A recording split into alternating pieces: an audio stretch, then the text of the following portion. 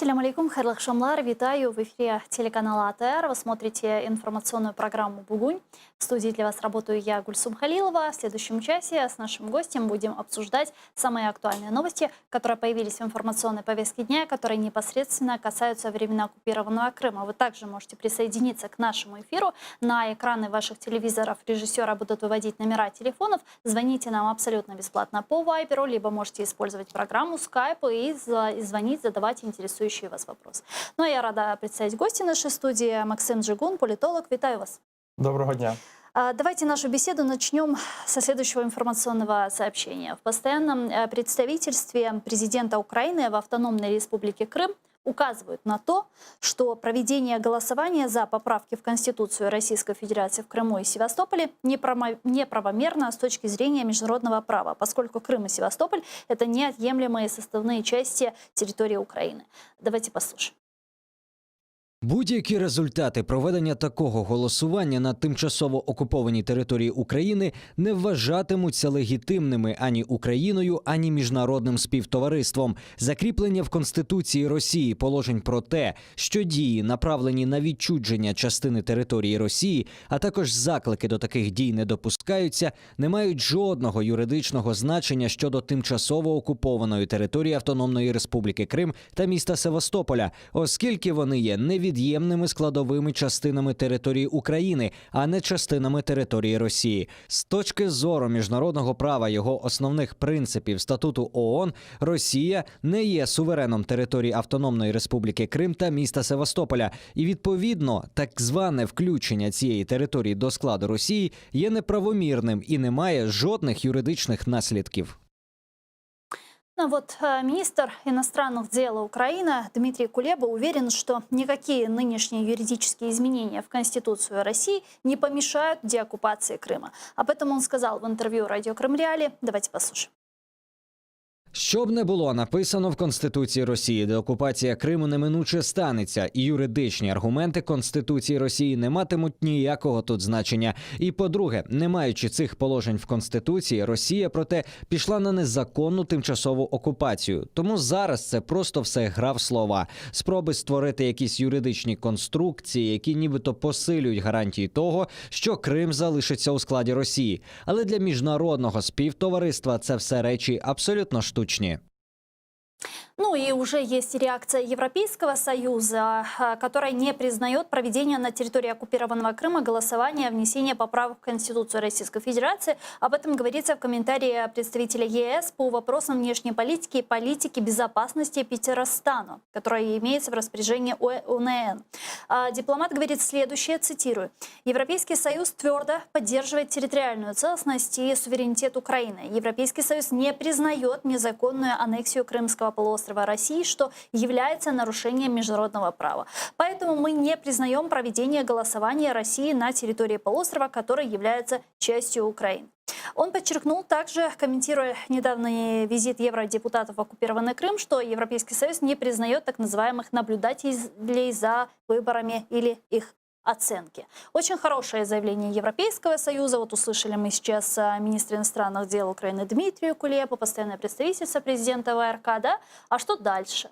Какие действия должны за этим последовать? Вот кроме политических заявлений, кроме нот.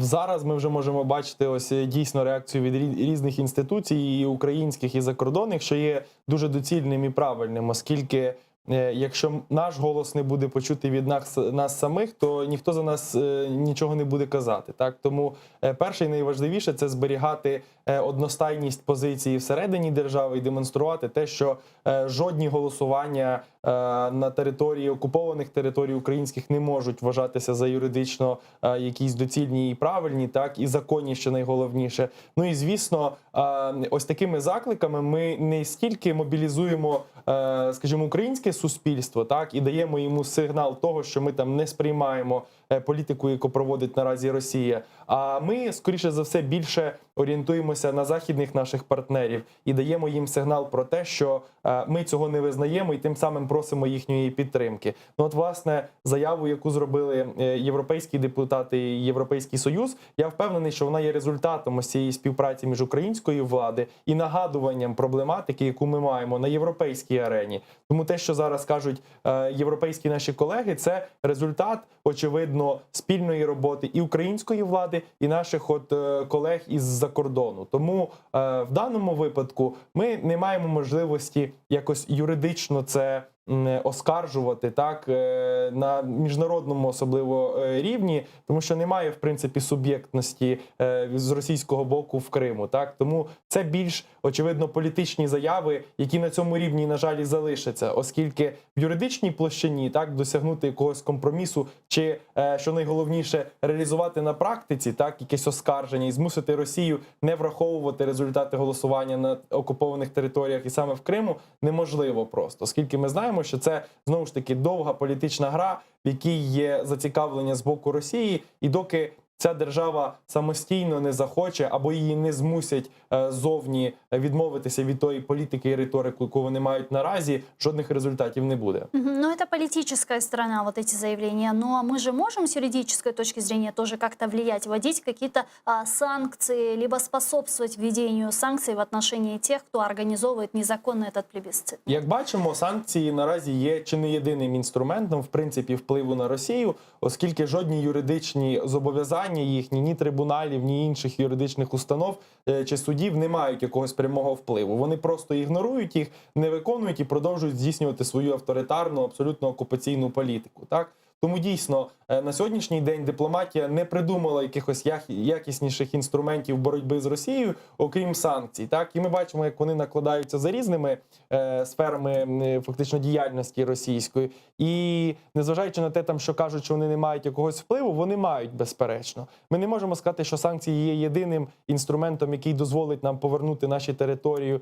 і приструнити, так би мовити, Росію, але тим не менше вони мають вплив. Так? З іншого боку, можемо казати, що Росія не настільки слабка держава, яка залежить на 90-80% від ось цих санкцій і співпраці з міжнародними державами. Ми бачимо, як вже починаючи там з 13-го року тиснули на Росію у вигляді економічних якихось обмежень, але і багато експертів прогнозували, що Росія завалиться, у них там економічно буде просто розруха, люди почнуть там на вулицях ходити і просити милостиню, але цього не відбувається, так, оскільки процес цей, він значно складніший і він не залежить від тиску, там, скажімо, тільки ззовні, так, тому мають використовуватись якісь альтернативні важелі впливу, однак наразі, як бачимо, якихось цих інструментів, так, і ключа до виходу з ситуації ні Україна, ні партнери не придумали. Ныне существующие санкции, они, если и эффективны, то в долгосрочной перспективе, да, но сейчас недостаточно. Так, звісно, ми не можемо сказати, що посилення санкцій так сьогодні, воно моментально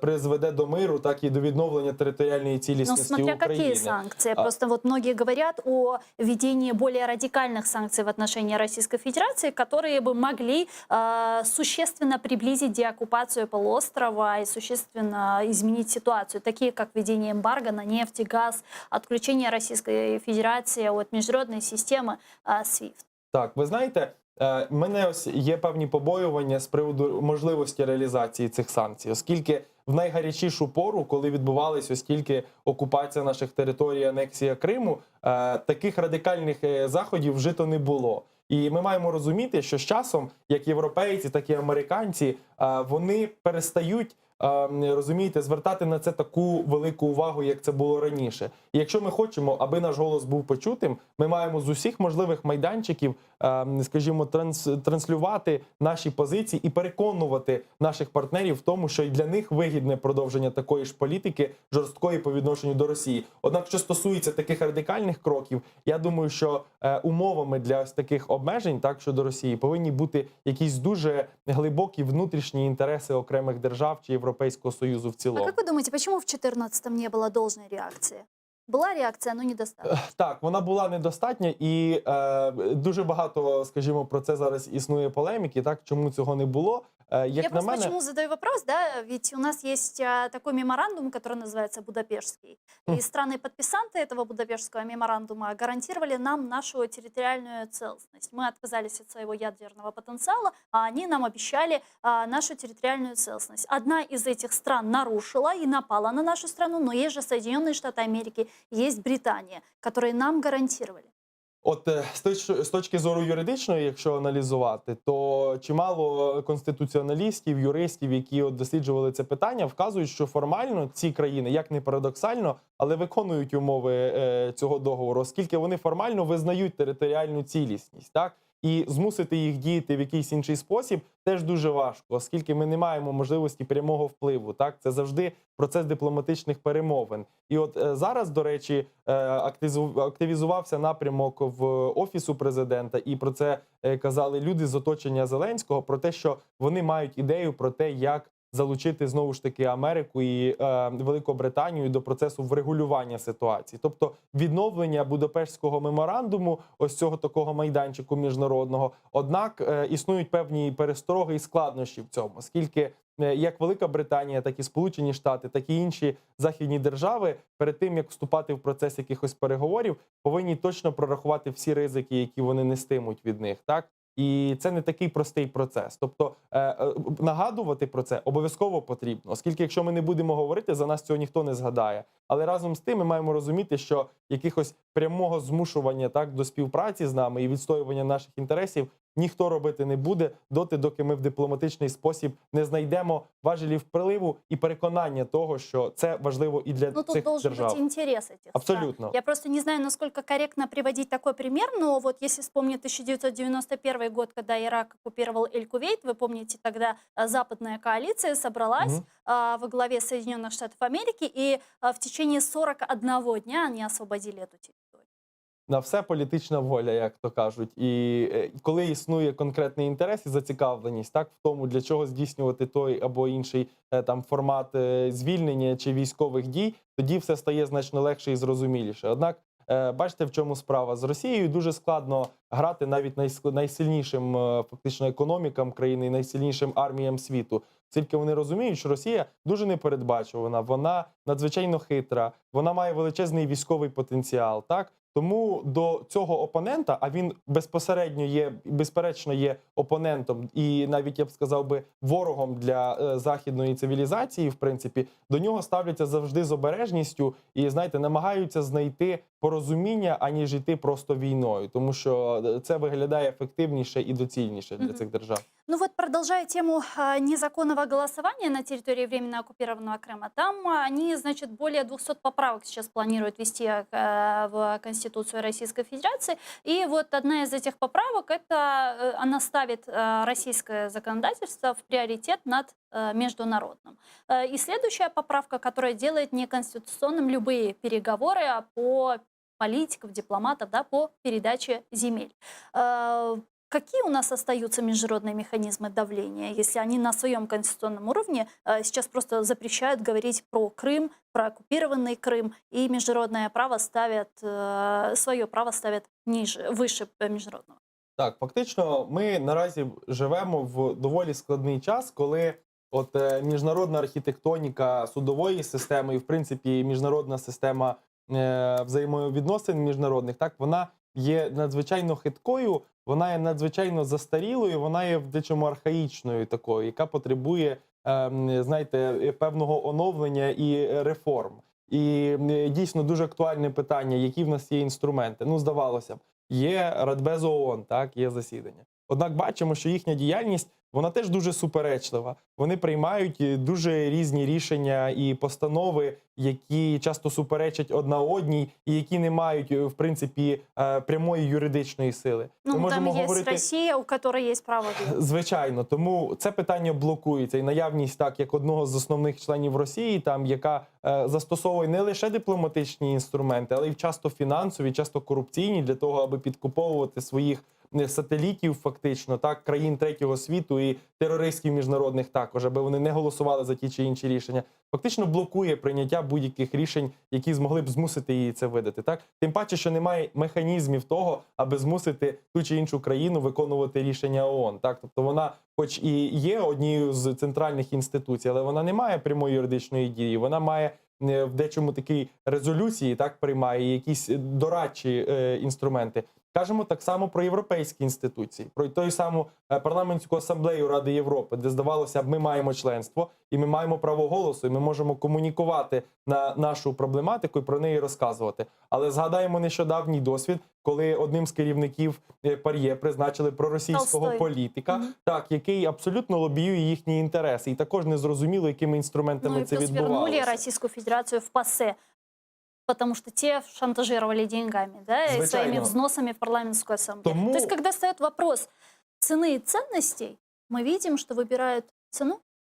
Наразі так, на жаль, в багатьох проявах. І ви ж бачите, ось ці нещодавні візити французької делегації, які вже зараз мали відбуватися, так, французьких євродепутатів до Криму. Це ж також питання абсолютно не цінності, а знову ж тієї ціни, так, оскільки про цього їхнього керівника делегації чимало вже ходить розмов про те, що він абсолютно проросійський, він визнав анексію Криму, він стабільно підтримував ось ці всі речі, і це такий засіб легітимізації на території Росії. Да, но вот Европейский парламент уже дистанцировался от французских этих евродепутатов, которые находятся с визитом в оккупированном Крыму. Давайте сейчас просто послушаем заявление председателя комитета Европарламента по иностранным делам Дэвида МакАлистера и продолжим. Мгм.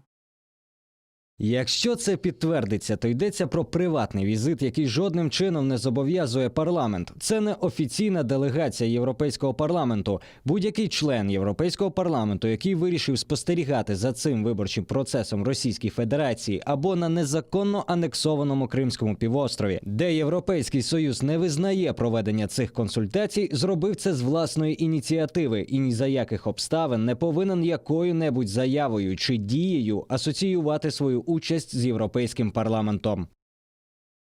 А как должна отреагировать Украина? Ну, понятно, мы уже выразили свою ноту протеста.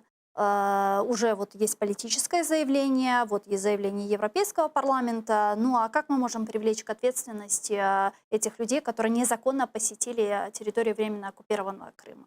Звичайно, знаєте, згадуються слова Лесі Українки «без надії сподіваюсь», але тим не менш діяти потрібно. Потрібно, зокрема, звертатися, як це, власне, і зробило МЗС, до посольства Франції в Україні, які вже надали, в принципі, роз'яснення з приводу цієї ситуації. Потрібно звернення безпосередньо до цих людей. Потрібно до інституцій, представниками яких вони є. Так? Якщо це євродепутат, потрібно туди писати звернення і запитувати, з якою ціллю ця людина здійснювала цей візит. Однак дуже важливе розуміння того, що от зараз ми живемо в епоху постправди. Так? Нікому не важливо, з якою ціллю, чи це був приватний візит, чи офіційний. Найголовніше те, що сьогодні переважна більшість російських провладних медіа написало про те, що євродепутат із Франції відзначив, що референдум в Криму, який відбувається, був законним і дуже чесним, і люди голосували з величезним захопленням за прийняття цих правок. Тобто найважливішим в цьому спектаклі є російське суспільство, яке сприймає цю інформацію і яке такий спосіб легітимізує ось ті рішення, які намагається проштовхнути російська влада. І це є ключовим. Так? А питання вже відповідальності, воно в існуючих умовах так надзвичайно ускладнюється досягти якоїсь правди. Оскільки дійсно заявили, що це приватний візит, а хто йому забороняв туди здійснювати так відвідини, фактично з власною якоюсь метою. Тому, власне, зараз існує певне роздоріжжя, так, от в цій ситуації. З одного боку, потрібно, звісно ж, приймати дії, звернення до суду, в тому числі до інституцій, але з іншого ми бачимо, що якихось практичних наслідків в даному разі це не несе. Это же не впервые, на самом деле. Это уже 7-й визит французских европарламентариев на территорию временно оккупированного Крыма. И за последние 6 лет не только депутаты из Франции туда ездили. Туда ездили и депутаты из Британии, и депутаты из партии «Альтернатива для Германии». Это были и депутаты из Италии, это были депутаты из Чехии. Мы можем как-то этому противодействовать, чтобы это не повторилось? Досвід, який ми маємо, Пока не вказує, на смогли жаль, що подействовать. не Но всё-таки, можемо. может, Так, что-то оскільки, новое сможем придумать, как-то не повлиять? можемо. І доки існує фактично свобода виявлення людей і політичної позиції, зробити цього неможливо. Але те, що ми можемо зробити, ми однозначно із нашими міжнародними партнерами можемо здійснювати жорсткіший контроль за фінансовим станом ось цих людей. Тому що в мене є глибоке переконання, що не за своєю волею і не просто з дружніх намірів вони відвідували Крим і постійно давали компліментарні коментарі на користь російської влади і на користь окупації. Ну, вот вчера в нашей студии был Андрей Шкили, он к нам включался из Франции, политолог, и он говорил, что в основном вот эти вот депутаты, которые ездят на территорию временно оккупированного Крыма, это, в принципе, депутаты из либо политической партии Марин Ле Пен, которая открыто преследует там пророссийские цели, открыто признают оккупацию Крыма, либо какие-то другие партии, которые как бы лоббируют российские интересы там внутри, и не только. Звичайно, ось ресурс той фінансовий, який вкладається Росією, він же ж не вимірюється там сотнями тисяч доларів чи мільйонами. Це шалені гроші, які вкладаються в те, аби відбілювати свій імідж, аби легітимізувати себе в такий спосіб на міжнародній арені, оскільки навіть невеличкий сумнів, який закрадається в думках інших демократичних фактично політиків європейських з приводу того, чому вони там були, так, і що, можливо, є якесь раціональне зерно в тих заявах, які вони роблять, вони фактично змінюють абсолютно ставлення до цієї ситуації. Для Росії це надзвичайно вигідно, для нас це кожного разу виклик, на який ми повинні реагувати, так? Але як бачимо, поки якихось конкретних результатів чи зменшення потоку ось таких відвідин, він не змінюється. Давайте к следующей теме. Посол Соединенных Штатов Америки в ОБСЕ Джеймс Гилмор заявил о том, что Россия продолжает незаконную оккупацию и милитаризацию Крыма, а также репрессии в отношении крымско-татарского народа. Поэтому, отметил он, санкции против России за аннексию Крыма останутся до деоккупации полуострова. Об этом Гилмор сказал на ежегодной конференции по безопасности. Давайте послушаем его цитату. Ясно, що призов Росією жителів Криму до своїх збройних сил не відповідає нормам міжнародного гуманітарного права, що застосовується до окупації. Росія продовжує обмежувати свободу віросповідання і переслідувати осіб, які належать до етнічних і релігійних меншин, включаючи кримських татар і свідків Єгови. Сполучені Штати закликають Росію звільнити всіх українців, яких вона несправедливо ув'язнила за їхнє мирне інакомислення, і покласти край зловживанням Росії основними свободами в Криму. Кримське вторгнення і окупація залишаються кісткою в горлі мирних заходів ОБСЄ з безпеки в регіоні. Ярослав Юрчишин, заступник члена постійної делегації у парламентській асамблеї Організації з безпеки та співробітництва в Європі. Зараз з нами на прямому зв'язку народний депутат фракції «Голос». Вітаю, пане Ярославе. Доброго вечера. Доброго вечера. Ну вот расскажите нам, как в условиях пандемии коронавируса сейчас работает ОБСЕ? Принимает ли украинская делегация какое-то участие в конференциях? Может, устраиваете какие-то видеоконференции? Как вы работаете сейчас? Насправді зараз обмежено зустрічі в повноформатному масштабі. Офлайн зустрічей не відбувається, але періодично відбуваються контакти в форматі відеозв'язку, як в робочих групах, так і в ширшому форматі. Так само активно ведеться комунікація за допомогою електронної пошти, не лише на рівні міжпарламентських зв'язків, а так само фактично на персональному рівні. Та буквально недавно перша заступниця міністра закордонних справ України Еміна Гаспарова зустрілася з головою спеціальної моніторингової місії ОБСЄ в Україні Халітом Чевіком. Тобто всі формати, які можна застосовувати, українська сторона застосовує, і питання окупованих територій Донецької, Луганської областей, Криму постійно на моніторингу. Так само не лише парламентські механізми використовуються, уповноважена з прав людини теж активно комунікує з Організацією за безпеку та співробітництво в Європі. Тобто всі доступні методи, звісно, використовуються по максимуму, але так епідемія носить свої коррективы. Скажите, а ведутся ли какие-то переговоры о допуске мониторинговой миссии ОБСЕ на территорию временно оккупированного Крыма? Активна ведеться робота з різних сторін, зокрема і зараз ведеться комунікація про те, що ОБСЄ має моніторити і обмеження доступу до незалежних засобів масової інформації. Ми розуміємо, що Росія максимально блокує будь-які українські сигнали в Криму. Фактично доступ до навіть інтернет-видань, понад 30 інформаційних сайтів, 2 соціальні мережі, радіостанції українські всі є на даний момент заблоковані в Криму. Про це є офіційне звернення української сторони до моніторингової місії ОБСЄ. Фізично зараз Росія всіляко блокує доступ до моніторингової місії, посилаючись, зокрема, і на епідемію, але українська сторона використовує всі засоби парламентського, позапарламентського механізми для того, щоб така місія максимально активно працювала як на окупованих територіях Донецької Луганської області, так і в Криму. Незважаючи на те, що Росія намагається розглядати Крим поза будь-якими міжнародними юридичними нормами як частину своєї території, це складно, але робота ведеться. Скажите, а насколько в организации ОБСЕ серьезно пророссийское лобби? Дуже серйозне, на жаль, набагато серйозніше, ніж в багатьох інших міжнародних інституціях. Але за будь-яких умов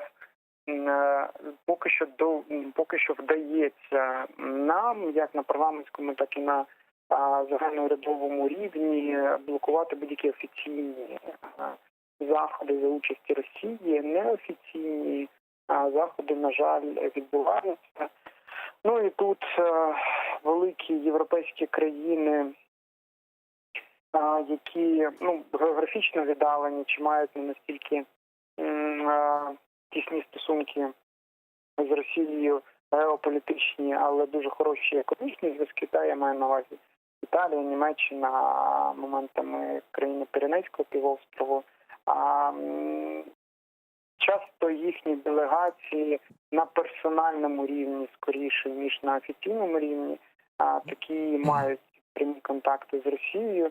Ми це намагаємося відслідковувати, всіляко протидіяти. Дуже дякую вам. Ярослав Юрчишин, народний депутат України, фракція «Голос», заместитель члена постоянной делегации парламентской ассамблеи ОБСЕ, был с нами на прямой связи. Какова вероятность того, что мониторинговая миссия ОБСЕ попадет на территорию временно оккупированного Крыма? И нужно ли нам это, учитывая, что Ярослав Юрчишин сейчас сказал, насколько там серьезно пророссийское лобби? Звичайно, що потрібно. Незважаючи на те, що інтереси Росії відстоюються там, так, і не в останню чергу фінансовим ресурсом, про який ми сьогодні з вами говорили, не можна відмовлятися від існуючих уже так інструментів для того, аби протоколювати фактично незаконну діяльність Росії на цих територіях.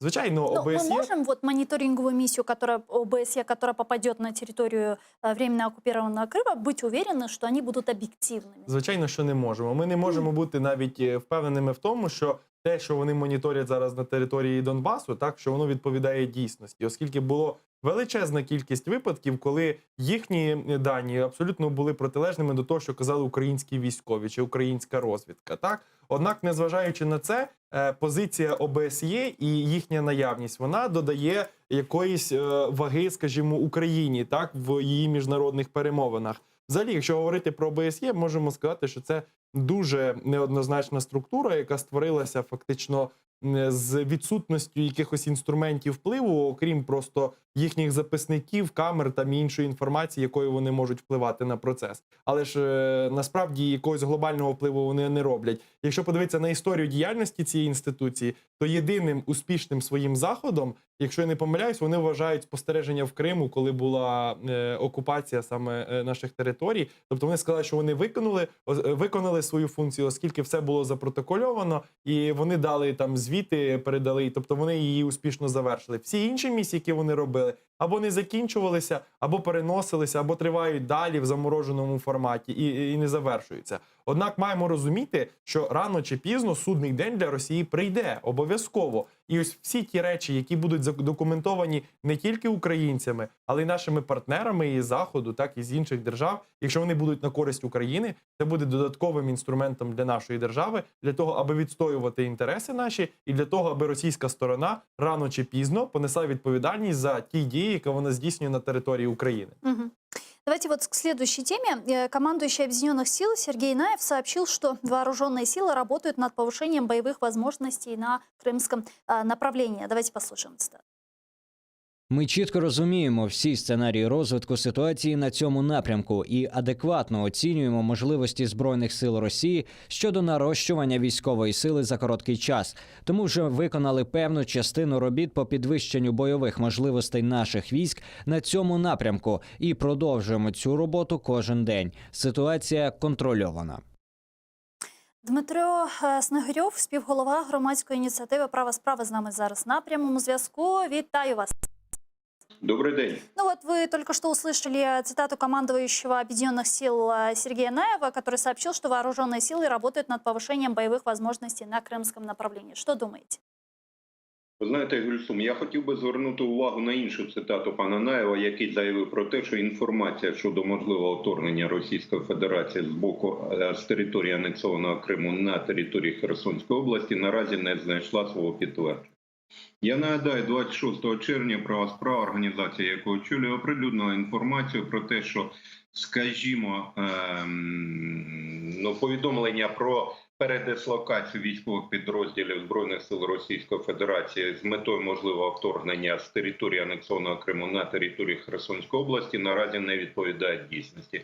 Ба більше ставилося під сумнів заяви американської сторони, зокрема Бена Ходжеса, який заявив про те, що Російська Федерація розглядає план прямої військової інтервенції заради відновлення водопостачання на територію анексованого Криму. Таким чином, власне, скажімо так, підтвердилася інформація про те, що наразі військова потужність Російської Федерації, вона, в принципі, зосереджена не на території анексованого Криму, а на території окупованих районів Сходу України. Йдеться в першу чергу про Луганську і Донецьку область. Власне, скажімо так, основним джерелом військової напруги буде саме ці території. Саме звідти буде Російська Федерація тиснути на військовий політичний провід України заради вирішення питання відновлення, можливого відновлення водопостачання. Оце головне. Що стосується підвищення боєздатності Збройних сил України, то це варто вітати. Власне, Збройні сили України продемонстрували рішучість стати на захисті інтересів власної держави і, відповідно, адекватно реагувати на будь-які військові загрози з боку Збройних сил Російської Федерації. Угу. А насколько сегодня на территории Крыма вот серьезная ситуация с милитаризацией? Вот вы знаете, со вчера они запустили железную дорогу по так называемому Крымскому мосту. Вот будет ли еще больше наращивания вооруженными силами территории временно оккупированного Крыма? Так, Ільсум, власне, Російською Федерацією розглядається сценарій саме мілітаризації захопленого півострова, фактично перетворення її у військову базу. Якщо ми подивимося, за роки анексії чисельність російських окупаційних військ збільшилася в рази. Йдеться, власне, як про наявність живої сили окупаційного контингенту на території анексованого півострова, так, відповідно, і розконсервації ядерного об'єкту Феодосія-13. Оцей сценарій найбільш небезпечний. Але разом з тим хотілося б зауважити, власне, що Російська Федерація навряд чи наважиться на акт прямої військової агресії з боку саме анексованого Криму. Бо, власне, світовою спільнотою це буде розглядатися як акт, цебто безпосередньої військової агресії проти держави України, тобто відкритий військовий конфлікт. Наразі Росія категорично заперечує свою причетність до, власне, військового конфлікту на сході України, намагаючись все це перевести в рамки внутрішнього так званого громадянського конфлікту, тим самим намагаючись вийти з-під впливу економічних санкцій. До речі, дуже показовим є моментом, Гюльсум, те, що буквально напередодні країни Європи прийняли рішення щодо продовження ще на півроку економічних санкцій проти Російської Федерації. Оце, власне, і буде стримуючим моментом, який не дозволить Російській Федерації диктувати свои умовы с территории аннексованного Крыма. Но вы знаете, у нас есть резолюция Генеральной Ассамблеи Организации Объединенных Наций, которая о милитаризации Крыма и районов Черного и Азовского моря, которая призывает Российскую Федерацию немедленно прекратить эту милитаризацию. Как заставить Российскую Федерацию выполнять резолюцию Генеральной Ассамблеи ООН? Гюльсум, перше за все, резолюцію можна заставити виконати, коли у тебе є розвинута армія, розвинутий військово-морський флот і, відповідно, розвинуті спеціальні служби. Тобто завдяки, власне, військовій потузі України, мається на увазі мілітарний компоненту, ми можемо змусити Російську Федерацію виконувати взяті на себе зобов'язання щодо звільнення анексованих територій. Щодо економічних санкцій, то це стримання розвитку російської економіки, яке жодним чином не впливає на подальші плани Російської Федерації щодо розхитування ситуації всередині самої України. І, відповідно, ми маємо нарощувати інформаційну присутність на території анексованого Криму. Ми вже неодноразово говорили в вашому ефірі, що, власне, треба відновлювати політичну присутність представницьких органів влади України на території анексованого Криму. Тобто створювати уряд в екзилі, створювати місцеві ради, які будуть представляти інтереси мешканців анексованого півострова на території України. Оце дасть Україні в ті підстави. Прошу. Да-да-да. Ну вот мы говорим про милитаризацию оккупированного Крыма. Да, вот Крым оккупированный, уже 6 лет Российская Федерация завозит туда разного вида оружия, там, начиная от зенитно-ракетных комплексов, заканчивая, как многие говорят, ядерным оружием на территории Крыма. И Крым оккупирован, понятно, который превращается в военную базу. А как быть с Азовским морем, где идет сейчас вот открытая оккупация еще и Азовского моря со стороны России и милитаризация еще и акватории Азовского моря? Гюльсум, ну давайте згадаємо, власне, про те, що Сполучених Штатів прийнято рішення щодо продажу України катерів Марк-6 на суму $600 мільйонів. Це дасть можливість, власне, розвинути військову інфраструктуру України саме в акваторії Азовського моря і Керченській протоці. Врівноважити, скажімо, військовий компонент Російської Федерації і України. Другий момент. Збройними силами України проведені успішні пуски ракет «Нептун». Наразі прийнято рішення про розгортання 3 дивізіонів цих ракет. Власне, це крилаті ракети, які мають радіус ураження до 400 кілометрів. Тобто акваторія Азовського моря, відповідно Керченської протоки, буде під повним контролем української сторони. От всі ці, скажімо, комплекс всіх цих дій дозволить знизити військову присутність Російської Федерації в акваторії Азовського моря і, відповідно, Чорних морів. І вже потім наступним кроком дасть можливість Україні розвинути свою військово-морську присутність в цьому регіоні. Йдеться, власне, про ті бази, мається на увазі в Маріуполі і Бердянську, які в 2019 році були закладені і, відповідно, прийнято рішення про розвиток їх, розбудову інфраструктури українського флоту. А мы можем сделать Азовское море международным, как вы думаете, денонсируя вот договор 2003 года об общем использовании этого моря? Звичайно, Гюльсум. Причому ми можемо це зробити на законодавчому рівні, використовуючи присутність в якості депутатів Верховної Ради, представників кримсько-татарського народу, які можуть виступити з законодавчою ініціативою щодо скасування дій закону від 2003 року, згідно з яким акваторія Азовського моря є виключно внутрішнім морем 2 держав. Якщо положення цього закону будуть скасовані, відповідно, ми розв'язуємо руки нашим західним партнерам. Тоді власне, акваторія Азовського моря і відповідна життєдіяльність українських портів, в першу чергу Маріуполя і Бердянська, отримає другий поштовх, тобто свіжий ковток повітря, дасть можливість і розвинути інфраструктуру і, по-перше, повністю завантажити, власне, ці порти, які наразі перебувають фактично під економічною військовою блокадою Російської Федерації. А скажите, а есть ли желание сегодня у нашей власти сделать это, учитывая, что вот идет война с Российской Федерацией, а там у нас все-таки собираются вот стороны с России, с Украины. Вот в прошлом году они собирались в Бердянске и делили кильку в Азовском море, распределяли квоты. Це залежить від нас з вами. Есть вот политическое желание это?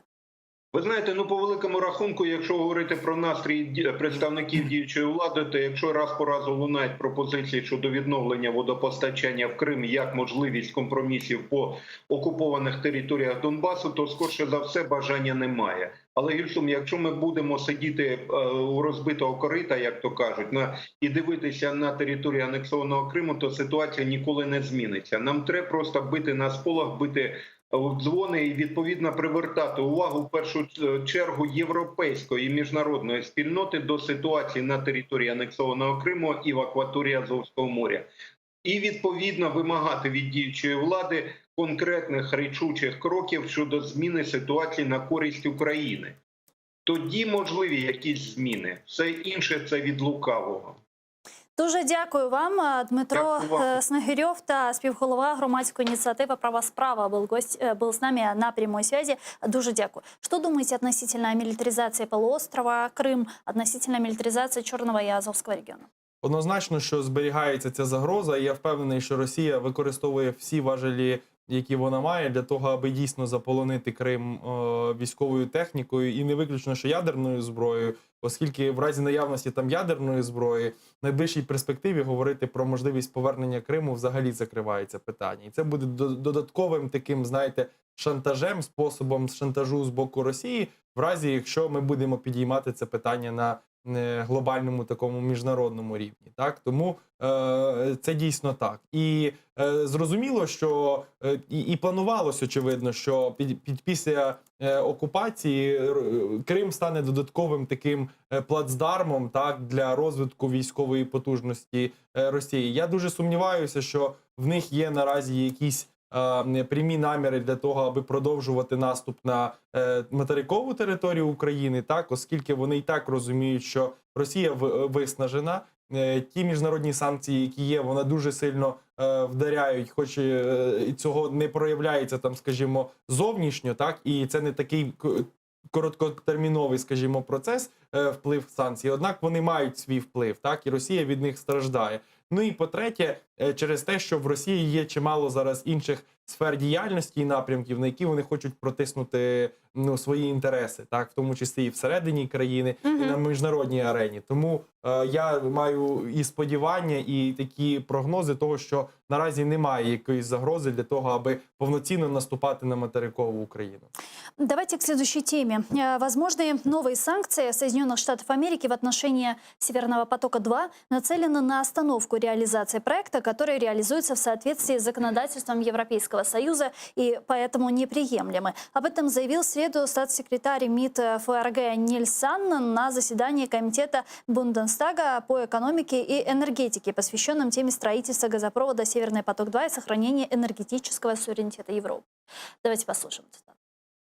Позиція уряду Німеччини з цього питання однозначна. Екстериторіальні санкції є кричущим втручанням в суверенітет Європейського Союзу. Очевидно, що американська сторона намагається в односторонньому порядку зупинити проект. Мова йде тут, як часто видається, не про німецько-американське питання. Мова йде про європейський суверенітет. Подальший ефект від санкцій зачіпає нашу зовнішньополітичну дієздатність. Неузгоджені санкції завдають шкоди спільній політиці щодо Росії. Час голосування по законопроекту в Конгресі США та інші деталі невідомі, але ми змушені виходити з того, що цей законопроект незабаром буде прийнятий. Насколько санкции Соединенных Штатов Америки сделают невозможным завершение строительства Северного потока? Судячи з того, що кажуть представники німецької влади, їм це рішення дошкуляє, і вони розуміють, що втрат від нього буде надзвичайно багато, так? Але водночас можемо з певненістю сказати про те, що Німеччина потрошечки визначається зі своїм стратегічним партнером. І там, на жаль, це не Сполучені Штати Америки, скоріше за все, це Росія. Так, оскільки знаючи, що Німеччина на свою сторону отримує таку величезну кількість негативу, обмежень, санкцій і тиску із боку американської держави, мало б їх в певній мірі зупинити. Але тим не менш бачимо, що позиція прослідковується. Вона прослідковується не перший рік. І про те ж саме заявляла і Ангела Меркель. Вона нещодавно в одному з інтерв'ю своїх німецькій пресі заявила про те, що вона вважає, що проект Північного потоку-2 повинен бути закінченим. Що стосується ось цих санкцій, я думаю, що вони значно ускладнять будівництво Північного потоку. Однак те, що вони не зможуть його зупинити і заморозити, і взагалі змусити Росію відмовитися від цієї ідеї, однозначно ні. Давайте сейчас подключим к нашей беседе немецкого журналиста из Москвы Штефана Шоля, который с нами на прямой связи. Штефан, здравствуйте. Добрый день.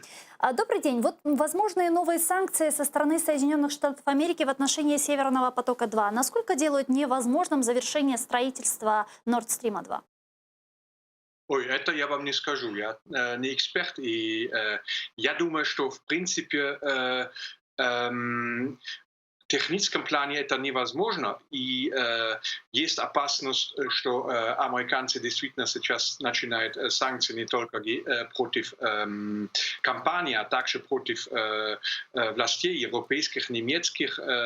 Это означает какого рода экономической войны. Но все-таки думаю, что вот этот Nord Stream 2, он практически на 95% готов. И последние там 100 с лишними километров газопровода, они в техническом плане их можно достроить. И я думаю, что, конечно, и бизнес, и также политика в этом заинтересованы. Я имею в виду европейские и российские стороны. Ну вот вы знаете, что недавно появилось такое информационное сообщение из Германии, которое гласит, что Германия готовит санкции против Соединенных Штатов Америки в случае, если новые вот эти санкции со стороны США будут введены относительно вот против Северного потока-2. Как вы думаете, насколько серьезно вот эта вот война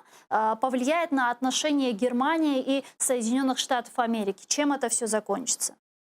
Ну, это, как я уже говорил, это действительно есть опасность, что это превращается в настоящую какую-то экономическую войну, торговую войну. И это, конечно, тоже влияет потом на политические отношения, тем более, что это в этом случае не просто господин Трамп и его администрация, а в принципе такая большая коалиция всех партий в Конгрессе. Но все-таки я хочу понять, почему вот Ангела Меркель...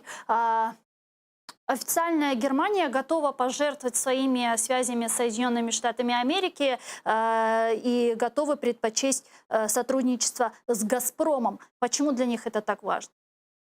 Вы понимаете, вот смотрите на американцев. Американцы, они делают вид, что они защищают Европу от влияния России, от того, что там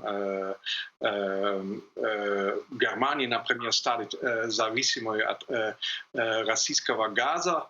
При этом у них, это очевидно, есть там в основном свои экономические интересы. Они свой газ хотят продавать в Европе. С другой стороны, смотрите, это, по-моему, неадекватное поведение. А смотрите на то, что немцы и европейцы делают уже несколько лет. Они строили вместе с русскими Северный поток-1. Это очень большие деньги, это 10 миллиардов евро. Сейчас они строят за те же 10 миллиардов евро еще один такой Северный поток.